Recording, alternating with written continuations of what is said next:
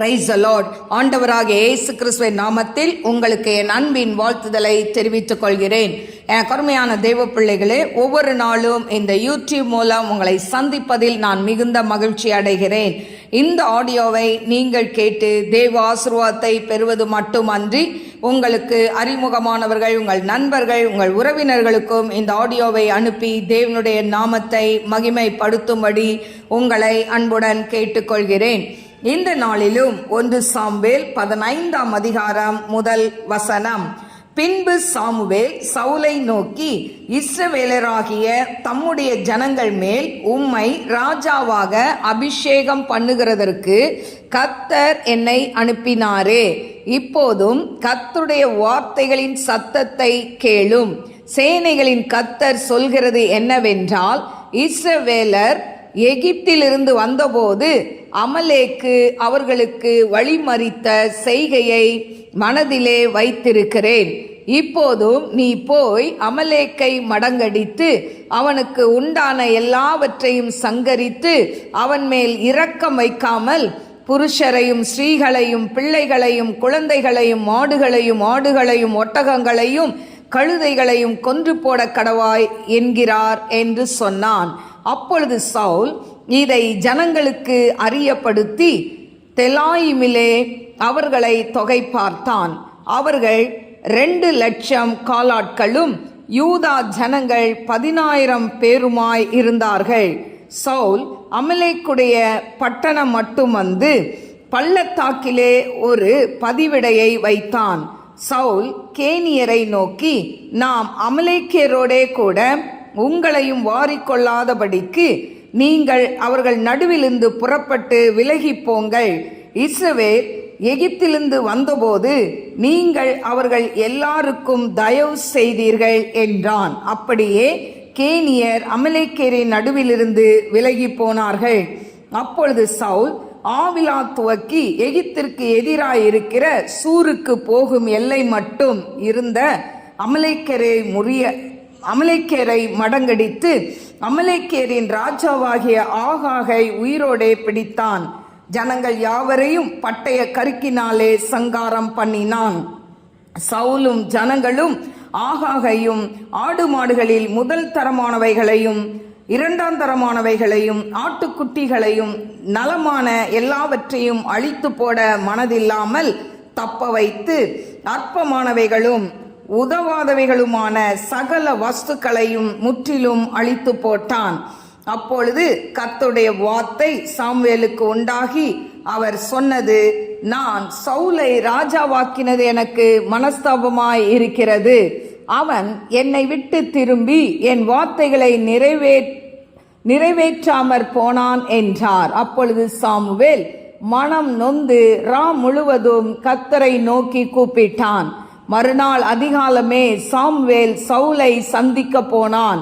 அப்பொழுது சவுல் கர்மேலுக்கு வந்து தனக்கு ஒரு ஜெயஸ்தம்பம் நாட்டி பின்பு பல இடங்களில் சென்று கில்காலுக்கு போனான் என்று சாமுவேலுக்கு அறிவிக்கப்பட்டது. சாமுவேல் சவுலினிடத்தில் போனான். சவுல் அவனை நோக்கி, நீர் கர்த்தரால் ஆசீர்வதிக்கப்பட்டவர், கர்த்தருடைய வார்த்தையை நிறைவேற்றினேன் என்றான். அதற்கு சாமுவேல், அப்படியானால் என் காதுகளில் விழுகிற ஆடுகளின் சத்தமும் எனக்கு கேட்கிற மாடுகளின் சத்தமும் என்ன என்றான்.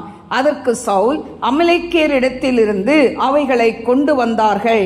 ஜனங்கள் ஆடு மாடுகளில் நலமானவைகளை உம்முடைய தேவனாகிய கர்த்தருக்கு பலியிடும்படிக்கு தப்ப வைத்தார்கள், மற்றவைகளை முற்றிலும் அழித்து போட்டோம் என்றான். அப்பொழுது சாமுவேல், அந்த பேச்சை விடும், கர்த்தர் இந்த ராத்திரியிலே எனக்கு சொன்னதை உமக்கு அறிவிக்கிறேன் என்று சவுலோடே சொன்னான். அவன் சொல்லும் என்றான். அப்பொழுது சாமுவேல், நீர் உம்முடைய பார்வைக்கு சிறியவராய் இருந்தபோது அல்லவோ இஸ்ரவேல் கோத்திரங்களுக்கு தலைவரானீர். கர்த்தர் உம்மை இஸ்ரவேலின் மேல் ராஜாவாக அபிஷேகம் பண்ணுவித்தாரே. இப்போதும் கர்த்தர், நீ போய் அமலேக்கியராகிய அந்த பாவிகளை சங்கரித்து அவர்களை நிர்மூலமாக்கி தீரு மட்டும் அவர்களுடைய யுத்தம் பண்ணு என்று சொல்லி உம்மை அந்த வழியாய் அனுப்பினார். இப்படி இருக்க நீர் கர்த்தருடைய சொல்லை கேளாமல் கொள்ளையின் மேல் பறந்து கர்த்தருடைய பார்வைக்கு பொல்லாப்பானதை செய்தது என்ன என்றான்.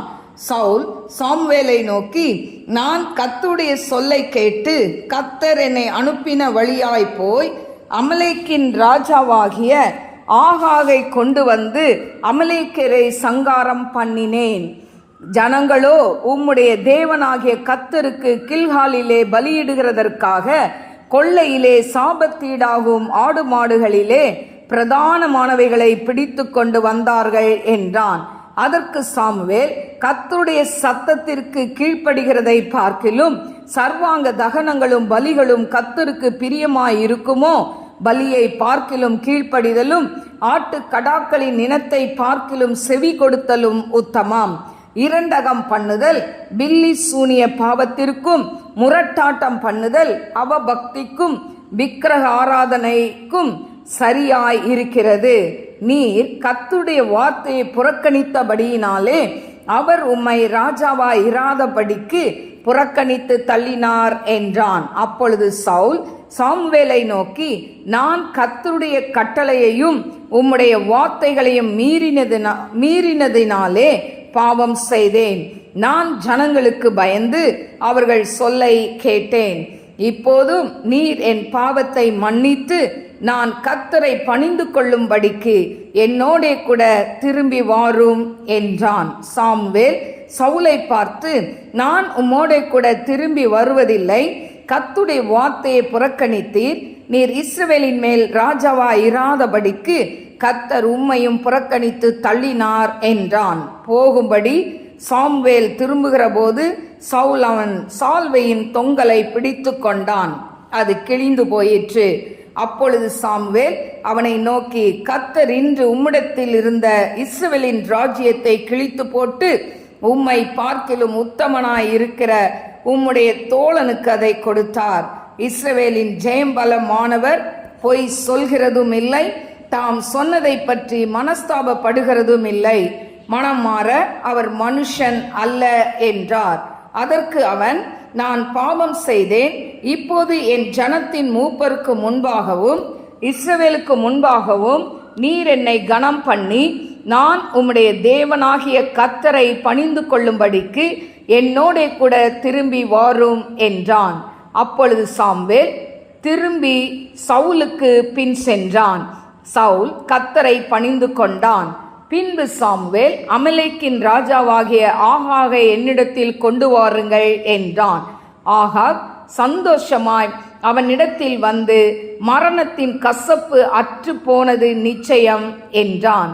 சாமுவேல், உன் பட்டயம் ஸ்ரீகளை பிள்ளையற்றவர்கள் ஆக்கினது போல ஸ்ரீகளுக்குள்ளே உன் தாயும் பிள்ளையற்றவளாவாள் என்று சொல்லி சாமுவேல் கில்காலிலே கர்த்தருக்கு முன்பாக ஆகாகை துண்டித்து போட்டான். பின்பு சாமுவேல் ராமாவுக்கு போனான். சவுலோ தன் ஊராகிய கிபியாவில் இருக்கிற தன் வீட்டுக்கு போய்விட்டான். சவுல் மரணம் அடையும் நாள் மட்டும் சாமுவேல் அப்புறம் அவனை கண்டு பேசவில்லை. இஸ்ரவேலின் மேல் சவுலை ராஜாவாக்கினதற்காக கர்த்தர் மனஸ்தாபப்பட்டதின் நிமித்தம் சாமுவேல் சவுலுக்காக துக்கித்து கொண்டிருந்தான். எனக்கு அருமையான தேவ பிள்ளைகளே, இந்த நாளிலும் 1 சாமுவேல் 15ஆம் அதிகாரம் 1 முதல் 35 வசனங்களை நான் வாசித்திருக்கிறேன். எனக்கு அருமையான தேவ பிள்ளைகளே, இதுல இந்த 1 சாமுவேல் 15ஆம் அதிகாரம் 1 முதல் 3 வசனங்கள்ல பார்த்தீங்கன்னா, இந்த அமலேக்கியர் யார் என்று சொன்னால், அவர்கள் கொள்ளையடிக்கிற ஒரு கும்பல். கொள்ளையடித்து அநேகர், அதாவது ஒரு பெரிய ஒரு குடும்பம், கொள்ளையடிக்கிற ஒரு குடும்பம் இந்த அமலேக்கியர். இவங்க இஸ்ரவேல் ஜனங்களுக்குள்ள இருந்து அவர்கள் என்ன பண்ணாங்க, இந்த கொள்ளையடிக்கிற வேலையை செய்து கொண்டிருந்தாங்க. அடுத்தது 6ஆம் வசனத்துல கேனியர். இந்த கேனியர் யார் அப்படின்னு சொன்னா, மோசேயுடைய மாமனாருடைய இனத்தை சேர்ந்தவர்கள் என்று சொல்லப்பட்டிருக்கிறது. இவர்கள் இஸ்ரவேலின் நாட்டிலும் அது சுற்றுப்புறங்களிலும் இவர்கள் என்ன பண்ணாங்க, குடியிருந்தார்கள் என்று சொல்லப்பட்டிருக்கு. எனக்கு அருமையான தேவ பிள்ளைகளே, இப்போ இந்த 15ஆம் அதிகாரம் 8 to 9 வரைக்கும் பார்த்தோம்னா, அதுல அதாவது எனக்கு அருமையான தேவ பிள்ளைகளே, ஆண்டவர் நமக்கு கொடுக்கிற கட்டளைகள்ல எல்லாவற்றுக்கும் நாம் என்ன செய்ய வேண்டும்? கீழ்ப்படிய வேண்டும். ஏதோ ஒன்றுக்கு மட்டும் கீழ்ப்படிந்து சிலதை என்ன பண்ணக்கூடாது, நமக்கு பிடிக்காததை விட்டு விடக்கூடாது. இதை குறித்து எனக்கு அருமையான தேவ பிள்ளைகளே, இதுல யாக்கோபுல இதை குறித்து சொல்லப்பட்டு இருக்கிறது. அதாவது யாக்கோபு 2:10 சொல்லப்பட்டிருக்கு, எப்படி எனில் ஒருவன் நியாயப்பிரமாணம் முழுவதையும் கை கொண்டிருந்தும் ஒன்றிலே தவறினால் எல்லாவற்றிலும் குற்றவாளியாயிருப்பான். அப்ப நியாயப்பிரமாணத்தை கை கொள்ளும் போது அதுல சொல்லப்பட்ட எல்லாவற்றையும், பிடிக்குதோ பிடிக்கலையோ எல்லாவற்றையும் கை கொள்ள வேண்டும். ஒன்றை விட்டுட்டா கூட எல்லாவற்றிலும் அவன் எப்படி இருப்பானா? குற்றவாளியாய் இருப்பான் என்று சொல்லப்பட்டிருக்கிறதை நாம் பார்க்கிறோம். எனக்கு அருமையான தேவ பிள்ளைகளே, அதனால ஆண்டவர் நமக்கு எதை சொல்கிறாரோ அதை முற்றிலும் கீழ்ப்படிய வேண்டும். இந்த இடத்துல ஆண்டவர் அமலேக்கியரை முழுசா அழின்னு சொன்னா, இந்த சவுல் என்ன பண்ணாரு? அழிக்காம அதுல என்ன பண்ணாரு? அத நேர்த்தியானதெல்லாம் என்ன பண்ணிட்டாரு? எடுத்துட்டு வந்துட்டார். 9ஆம் வசனத்துல சவுலும் ஜனங்களும் ஆகாகையும் கொல்லல. அமலேக்கியருடைய ராஜா, அமலேக்கியரை அழிக்கணும்னா அமலேக்கியருடைய ராஜாவாகி ஆகாக என்ன பண்ணல? கொல்லவில்லை என்று சொல்லப்பட்டிருக்கிறது. எனக்கு அருமையான தேவ பிள்ளைகளை, ஆண்டவர் என்ன சொல்றாருன்னா 1 சாமுவேல் 15:3 இப்போதும் நீ போய் அமலேக்கை மடங்கடித்து அவனுக்கு உண்டான எல்லாவற்றையும் சங்கரித்து அவன் மேல் இரக்கம் வைக்காமல் புருஷரின் ஸ்ரீகளையும் பிள்ளைகளையும் குழந்தைகளையும் மாடுகளையும் ஆடுகளையும் ஒட்டகங்களையும் கழுதைகளையும் கொன்று போட கடவாய் என்கிறார் என்று சொன்னான். இப்போ சாமுவேல் சொல்றார், இதெல்லாம் கொன்று போடு, அவங்க மேல இரக்கம் வைக்க கூடாது அப்படின்னு சொல்லும்போது அவன் என்ன செய்யணும்? அந்த அமலேக்கியரை ஃபுல்லா அழிக்கணும். ஆனா அழிக்காம இந்த சவுல் யாரையெல்லாம் தக்க வைத்து கொண்டான் அப்படின்னு சொன்னா, சவுலும் ஜனங்களும் ஆகாகையும், ராஜாவை கொல்லல, ஆடு மாடுகளில் முதல் தரமானவைகள், 2ஆம் தரமானவைகள், ஆட்டுக்குட்டிகள், நலமான எல்லாவற்றையும் அழித்து போட மனதில்லாமல் தப்ப வைத்து அற்பமானவைகளும் உதவாதவைகளுமான சகல வஸ்துக்களை முற்றிலும் அழித்து போட்டான். அப்ப பாருங்க, ஆண்டவர் சொன்னதை முழுமையாய் கீழ்ப்படினோம். அழித்து போடணும். ஆனா இதுல நேர்த்தியானதெல்லாம் எடுத்துக்கிட்டா ராஜாவையும் கொல்லல. அப்போ எனக்கு அருமையான தெய்வ பிள்ளைகளே, அப்பொழுது கர்த்தருடைய வார்த்தை சாமுவேலுக்கு உண்டாகி அவர் சொன்னது, நான் சவுலை ராஜாவாக்கினது எனக்கு மனஸ்தாபமாய் இருக்கிறது. அவன் என்னை விட்டு திரும்பி என் வார்த்தைகளை நிறைவேற்றாமற் போனான் என்றார். அப்பொழுது சாமுவேல் மனம் நொந்து முழுவதும் கர்த்தரை நோக்கி கூப்பிட்டான். இப்ப ஆண்டவர் சொல்றார், அவன் என்னை விட்டு அவன் திரும்பிட்டான், அவன் நான் சொன்னதை கேட்கல, நான் அவனை அதாவது ராஜாவாக்குனதுக்காக நான் என்ன பண்றேன்? மனஸ்தாபப்படுறேன் அப்படின்னு ஆண்டவர் சொல்றார். எனக்கு அருமையான தெய்வ பிள்ளைகளை, இது ஆதியாகமத்தில் 4ஆம் அதிகாரத்தில் நம்ம பார்க்குறோம். மனுஷனை உண்டாக்கினதற்காக அவர் மனஸ்தாபப்பட்டு தான் நோவா காலத்தில் பேழையை உண்டாக்கி ஜனங்களை அழிச்சார். ஆனால் இங்கேயும் ஆண்டவர் சொல்றாரு, நான் இவனை ராஜா வேணும்னு கேட்டப்போ இந்த சவுலை நான் ராஜாவாய் தேர்ந்தெடுத்து கொடுத்தேனே, இவனை ராஜாவாய் உண்டாக்கினது எனக்கு என்ன இருக்கு? மனஸ்தாபமாய் இருக்குன்னு ஆண்டவர் சொல்றார். இதை கேட்ட உடனே சவுல் ராத்திரி ஃபுல்லா அவர் என்ன பண்றாரு? ஆண்டவரை நோக்கி அவர் அழுது ஜெபம் பண்றார். எனக்கு அருமையான தெய்வ பிள்ளைகளே, இப்படி அதுக்கப்புறம் இந்த சாமுவேல் அதாவது சவுலை சந்திக்க போகும்போது அவர் சொல்றாரு, அதாவது சாமுவேல் சவுலினிடத்தில் போனான். இப்ப சாமுவேல் சவுல் இடத்துக்கு போகும்போது, நீர் கர்த்தரால் ஆசீர்வதிக்கப்பட்டவர், கர்த்தருடைய வார்த்தை நிறைவேற்றினேன் என்றான்.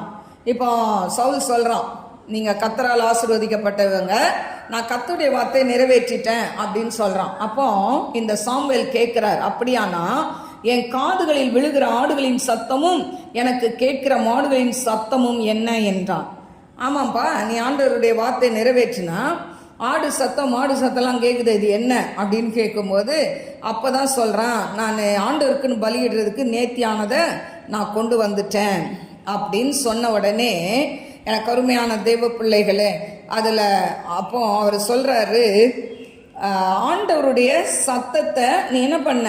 மீறிட்ட அப்படின்னு சொல்லும்போது 22ஆம் வசனத்தில், அதற்கு சாமுவேல் கர்த்தருடைய சத்தத்திற்கு கீழ்ப்படுகிறதை பார்க்கிலும் சர்வாங்க தகனங்களும் பலிகளும் கர்த்தருக்கு பிரியமாய் இருக்குமோ?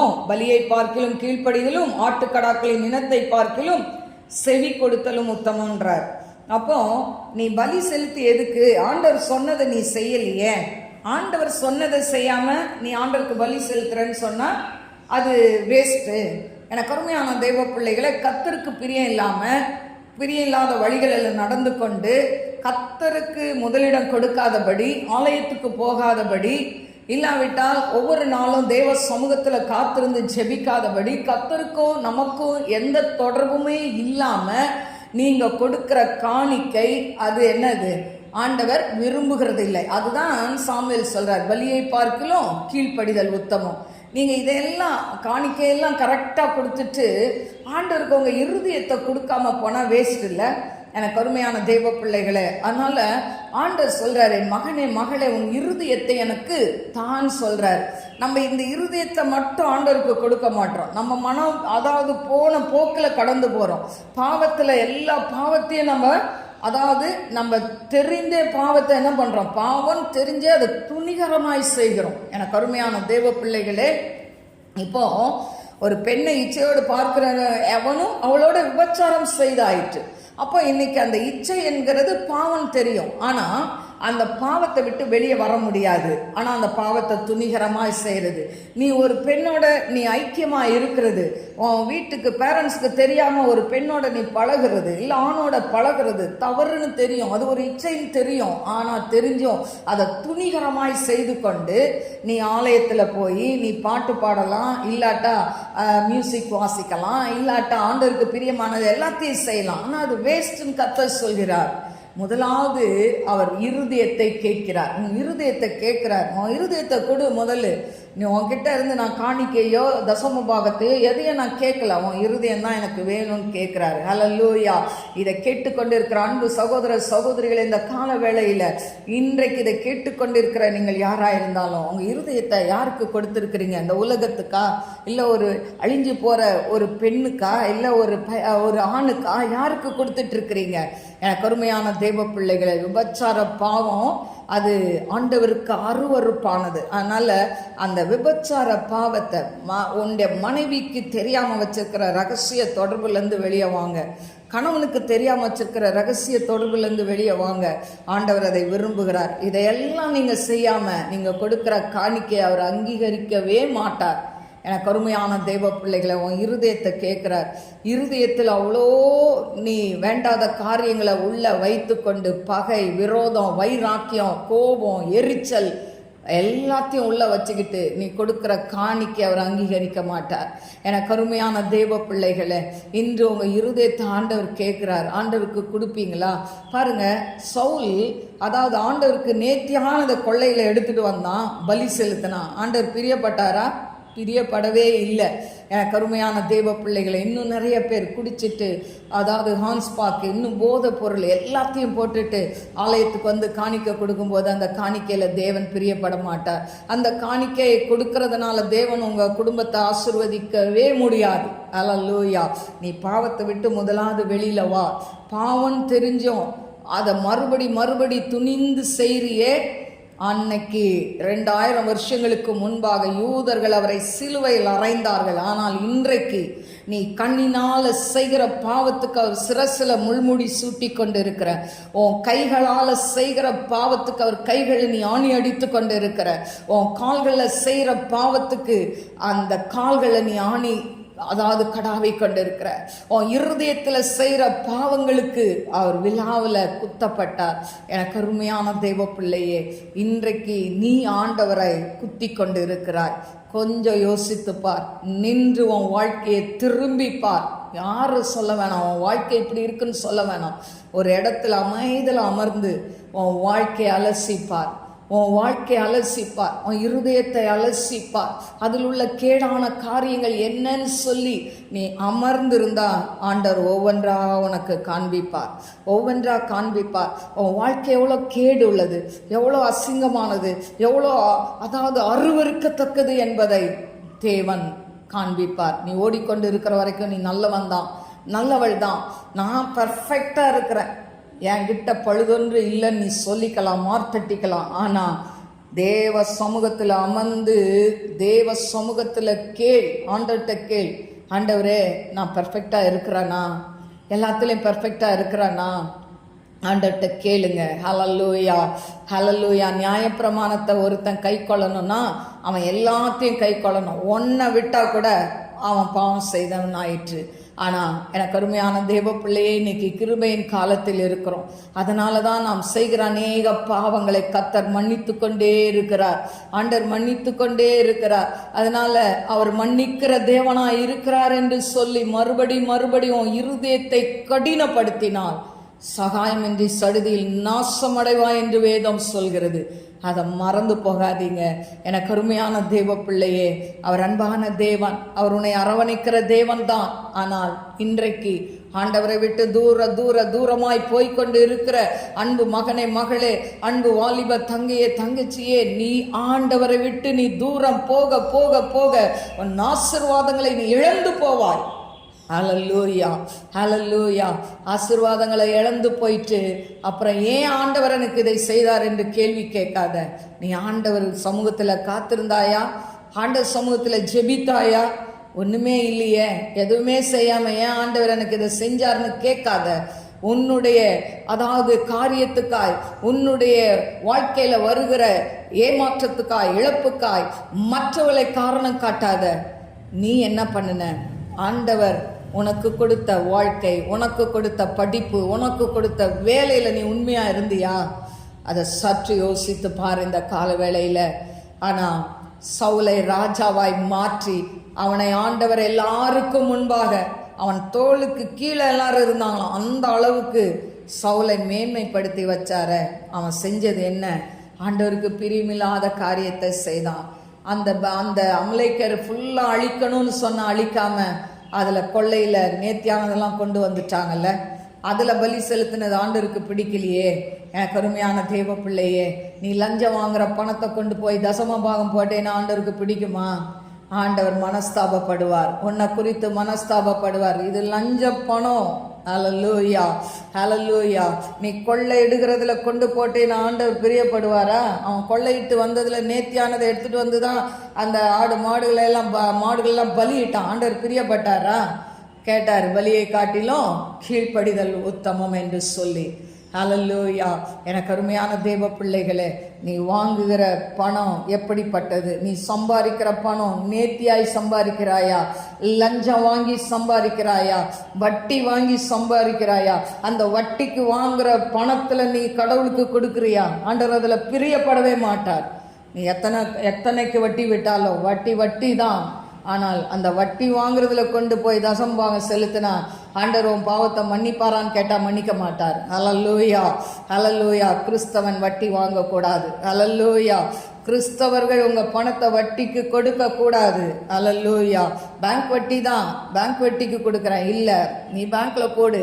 பேங்க் வட்டிக்கு எதுக்கு கொடுக்குற? எனக்கு அருமையான தெய்வ பிள்ளைகளே, சாபத்தை சேர்த்து கொள்ளாதீங்க. சவுல் சாபத்தை சேர்த்து கொண்டான். ஹல்லேலூயா. இப்போ 23ஆம் வசனத்தில் சொல்லப்பட்டிருக்கு, ரெண்டகம் பண்ணுதல் பில்லி சூனிய பாவத்திற்கும் முரட்டாட்டம் பண்ணுதல் அவபக்திக்கும் விக்கிரக ஆராதனைக்கும் சரி என்று சொல்லப்பட்டிருக்கு. எனக்கு அருமையான தேவ பிள்ளைகளே, இந்த ரெண்டகம் பண்ணுதல்னா எதிர்த்து நிற்கிறது, ஆண்டவருடைய சத்தியத்துக்கு எதிர்த்து நிற்கிறது. ஆண்டவர் சொன்னா இப்படி செஞ்சாதான் ஆண்டவர் ஆசீர்வதிப்பாரா, இப்படி இருந்தாதான் ஆண்டவர் ஆசீர்வதிப்பாரா, ஆண்டவர் ஏன் நம்ம கையில தசமம் கேட்கிறாரு, அவருக்கு என்ன பணம் இல்லையா, இப்படி எல்லாம் விதண்டாவாதம் பேசி எதிர்த்து நிற்கிறது தான் ரெண்டகம் பண்ணுதல். அது மட்டுமல்ல, பில்லி சூனியத்துக்கும் அந்த ரெண்டகம் பண்ணுதல் பில்லி சூனியம் பண்றதுக்கு சமமா. இன்னைக்கு ஒரு வீட்டை கெடுக்கணும்னா மந்திரவாதி கிட்ட போய் இல்லைன்னா சூனியக்காரி கிட்ட போய் சூனியெல்லாம் பண்ணிட்டு இருக்கிறாங்கல்ல, அப்படிப்பட்ட பில்லி சூனியத்திற்கு முரட்டாட்டம் பண்ணுதல். முரட்டாட்டம் பண்ணுதல்னா இருமாப்பா இருக்கிறது, அகந்தியா இருக்கிறது, யார் என்ன சொன்னாலும் கேட்கறது கிடையாது, நீ என்ன சொல்றது நான் என்ன கேட்கறது அப்படின்னு சொல்லி இந்த காதலை வாங்கி அந்த காதலை விட்டு இருமாப்பாய் போகிறது. ஆண்டவர் பல முறை எச்சரித்தோம், இதை செய்யாத, இது பாவம் என்று சொல்லியும் அதை துணிந்து செய்கிற அந்த இருமாப்பு தான், அதாவது முரட்டாட்டம் பண்ணுதல். இது எதுக்கு சமமா? அவபக்திக்கும் சிலை வழிபாட்டுக்கும் சமம் என்று, விக்கிரகாராதனைக்கும் சமம் என்று வேதம் சொல்கிறது. எனக்கு அருமையான தெய்வ பிள்ளைகளே, இன்னைக்கு ரெண்டகம் பண்ணிட்டு இருக்கீங்களா? முரட்டாட்டம் பண்ணிட்டு இருக்கீங்களா? மனம் திரும்புங்கள் என்று கர்த்தர் சொல்கிறார். எனக்கு அருமையான தெய்வ பிள்ளைகளே, இப்படி அவன் ஆண்டவருக்கு பிரியமில்லாது போனதுனால அவன் பார்த்தீங்கன்னா மோசே, அதாவது சாமுவேலை இருக்க சொல்கிறான். ஆனால் சாமுவேல் சொல்கிறார், நான் திரும்பி வருவதில்லை அப்படின்னு சொல்லி அவர் போகும்போது அவருடைய சால்வையை பிடிச்சிக்கிட்டான். அது கிழிஞ்சிச்சு. உடனே சொல்கிறாரு, இந்த சால்வை எப்படி கிழிஞ்சுதோ உன் ராஜ்யம் கிழிச்சி போடப்படும் அப்படின்னு சொல்லிட்டு உனக்கு பதிலாக உன்னுடைய தோழனுக்கு அதை கொடுப்பாருன்னு சொல்லிட்டு அவர் என்ன பண்ணிட்டாரு, அந்த இடத்த விட்டு போயிட்டார். அடுத்து 29ஆம் வசனத்தில் சொல்றாரு, இஸ்ரவேலின் ஜெய பலமானவர் பொய் சொல்கிறதும் இல்லை, தாம் சொன்னதை பற்றி மனஸ்தாபப்படுகிறதும் இல்லை, மனமாற அவர் மனுஷன் அல்லன்ட்டு போயிட்டார். அப்போ ஆண்டவர் சொன்னால் கட்டாயம் செய்வார். உனக்கு ராஜ்யபாரம் உன்னை விட்டு போச்சுன்னா போனது தான், அதனால நீ என்ன பண்ணாலும் அது திரும்பி வராது அப்படின்ற மாதிரி சொல்லிட்டு அந்த சாமுவேல் என்ன பண்ணுறாரு, அவர் கடந்து போகிறாரு. அது மட்டும் இல்லை, அதாவது அமலேக்கின் ராஜாவாகிய ஆகாகையை கொண்டு வர சொல்லி அவனை என்ன பண்ணுறாரு, அவனை வெட்டி போடுறார். நீ எல்லாரையும் பிள்ளையற்றவங்களா மாற்றினல்ல, உனக்கும் அதாவது உன் தாய்க்கும் நீ பிள்ளை இல்லாதவனா போகணும்னு சொல்லி சாமுவேல் கில்காலிலே கர்த்தருக்கு முன்பாக ஆகாக என்ன பண்ணாராம், துண்டித்து போட்டான் என்று சொல்லப்பட்டிருக்கிறது. எனக்கு அருமையான தெய்வ பிள்ளைகளே, பாருங்க, அப்போ நம்ம ஆண்டவரோடு கூட இருந்தாதான் என் தேவன் என்று சொல்ல முடியும். ஆனால் அந்த இடத்துல சொல்கிறான் 30ஆம் வசனத்தில் பார்த்தீங்கன்னா, அதாவது அதற்கு அவன், நான் பாவம் செய்தேன், இப்போது என் ஜனத்தின் மூப்பருக்கு முன்பாகவும் இஸ்ரவேலுக்கு முன்பாகவும் நீர் என்னை கனம் பண்ணி நான் உம்முடைய தேவனாகிய கர்த்தரை பணிந்து கொள்ளும்படிக்கு என்னோட கூட திரும்பி வாரோம். அப்போ நான் உம்முடைய தேவனாகிய, ஏன் என்னுடைய தேவன் அவனுக்கு சொல்றதுக்கு அங்கே தகுதி இல்லை, ஆண்டவர் விட்டு பின்மாறி போயிட்டான். அதனால தான் சொல்கிறான் உம்முடைய தேவன் என்று சொல்லி. அப்போ நம்முடைய உறவு ஆண்டவரோட கூட இருக்கும்போது தான் நம்முடைய தேவன் என்று சொல்ல முடியும், என் தகப்பன் என்று சொல்ல முடியும், அவர் என் ஆண்டவர் என்று சொல்ல முடியும். கர்த்தரின் பட்சத்தில் இருக்கிறபடினால் நான் யாருக்கு பயப்படுவேன் என்று சொல்ல முடியும். அது எப்போ சொல்ல முடியும்? அவருடைய பிள்ளைகளால் மட்டும்தான் சொல்ல முடியும். ஆண்டவருடைய இரத்தத்தால் கழுவப்பட்டு மூழ்கி ஞானஸ்தானம் எடுத்து அபிஷேகம் பெற்று ஆண்டவருக்கு பிரியமாய் வாழ்கிறவர்கள் மட்டும்தான் சொல்ல முடியும், என் தேவன், என் தகப்பன், என் அப்பா, என் அப்பா அவர் தான் அப்படின்னு சொல்றது உரிமை கொண்டாட யாரால முடியும்? அவருடைய பிள்ளைகளுக்கு மட்டும்தான் உரிமை உண்டு. எனக்கு அருமையான தேவ பிள்ளைகளே, இன்னைக்கு எந்த பாவத்தில் இருக்கீங்களோ அதை விட்டு, அந்த பாவத்தை விட்டு, அதாவது அதை குறித்து மனஸ்தாபப்பட்டு அதை விட்டு வெளியே வந்தீங்கன்னா ஆண்டவர் நிச்சயமாய் ஆசீர்வதிப்பார். சவுல் வெளியே வரல, அதனால அவனுடைய பின் நாட்கள் பயங்கரமாக இருந்ததை நாம் பின்னால வருகிற அதிகாரத்தில் நாம் பார்க்கலாம். கண்களை மூடி நாம் செபிப்போம். ஸ்தோத்திரிக்கிறேன் ஆண்டவரே, மகா பரிசுத்தமுள்ள நல்ல தகப்பனே, நன்றியோடு ஸ்துதிக்கிறபர தீரபா லபா கரபா ஓரி கரபல பரபா தீரபா லபாஹத நைகன் ஷில்பி ஹோத ரை கரபல பரபா கரபா. ஆண்டவரே, இந்த கேட்ட வசனத்தின்படி ஆண்டவரே, சவுல் மனம் திரும்பாத பட்சத்தில் அவன் ராஜ்யத்தை இழந்து போனான் என்று சொல்லி பார்க்கிறோம். ஆண்டவரே அப்பா, அவனை ஆண்டவரே ராஜாவாய் மாற்றினதற்கு தேவன் ஆண்டவரே நீங்க மனஸ்தாபப்பட்டீங்கன்னு சொல்லி பார்த்தோம். ஆண்டவரே இன்றைக்கு ஆண்டவரே அப்பா, எங்களை ஆண்டவரே படைத்ததற்கு, எங்களை உருவாக்குனதற்கு நீர் மனஸ்தாபப்படாதபடி ஏசப்பா நாங்கள் உமக்கு பிரியமாய் நடக்க எங்களை அர்ப்பணிக்கிறோம். ஆண்டவரே நம்ம எல்லாரும் ஆண்டவர்கிட்ட சொல்லுவோம், ஆண்டவரே என்னை அர்ப்பணிக்கிறேன், ஆண்டவரே என் பாவத்தை மன்னிங்கப்பா, என் பாவத்தை அக்கிரமத்தை மீறுதல்களை மன்னிங்கப்பா. ஆண்டவர்கிட்ட அதாவது மனதார மனஸ்தாபப்பட்டு ஆண்டவர்கிட்ட மன்னிப்பு கேட்டீங்கன்னா ஆண்டவர் அவர் இரக்கம் செய்கிற தேவனாய் இருக்கிறார். ஹல்லேலூயா, ஹல்லேலூயா. எனக்கு அருமையான தெய்வ பிள்ளைகளே, அதாவது முரட்டாட்டம் பண்ணி கொண்டு இருக்காதீங்க. ஏன் சொன்னா ஆண்டவருக்கு முழுமையாய் உங்க இருதயத்தை ஒப்பு கொடுங்க. இரண்டகம் பண்ணாதீங்க. ஆண்டவருக்கு சத்தியத்துக்கு முழுமையாய் கீழ்ப்படியத்தக்க இருதயத்தை ஆண்டவர்கிட்ட கேளுங்க. கர்த்தர் உங்களை ஆசீர்வதிப்பார். ஆண்டவரே, இந்த வேலையிலையும் கூட உங்களுடைய அபிஷேக தைலத்தால நிரப்புங்கப்பா. அப்பா, யாருக்குள்ள என்னென்ன காரியங்கள் உமக்கு பிரியமில்லாத காரியங்கள் இருக்க எல்லாத்தையும் எடுத்து போட்டு ஆண்டவரே உம்மோடு ஒப்புரவாகவும் மனிதர்களோடு ஒப்புரவாகவும் கிருபை கொடுங்க. டாடி ஷாபாஹாத ரைக்கரபா. எல்லா கசப்பு, வெறுப்பு, வைராக்கிய, கோபம், எரிச்சல் எல்லாத்தையும் ஆண்டவரை அப்பா எடுத்து போடுங்கப்பா அந்த இருதயத்திலிருந்து. அப்பா சுத்த இருதயத்தை உடைய பிள்ளைகளுக்கு கொடுங்கப்பா. நாம மகிமை படைச்சோம் ஆண்டவரை. ஆவியானதாமே பெரிய காரியங்களை செய்யுங்கப்பா ஆண்டவரே. அப்பா சவுலை போல கீழ்ப்படியாம சாபத்தை பெற்றுக்கொள்ளாத படிக்கு அப்பா உமக்கு பிரியமுள்ள பிள்ளைகளாய் ஜீவிக்க கிருபத்தாங்க. சிறு பிள்ளைகள் முதல் வாலிப பிள்ளைகள் முதல் நடுத்தர வயதில் உள்ளவர்கள், வயதானவர்கள் ஒவ்வொருத்தரையும் கரத்துல கொடுக்கிறப்பா. இந்த நாளில கேட்ட செய்தியின்படி தங்களை அலசி பார்த்து, தங்கள் இருதயத்தை அலசி பார்த்து விட வேண்டிய காரியங்களை விட்டு அப்பா உம்மை தேடக்கூடிய கிருபையை கொடுங்க. நாம மகிமைப்படட்டும். அவன் அந்த கரத்துல தாழ்த்தி ஒப்பு கொடுக்கிறேன். இயேசுவின் நாமத்தில் கேட்கிறேன் பிதாவே, ஆமென். God bless you. God bless you.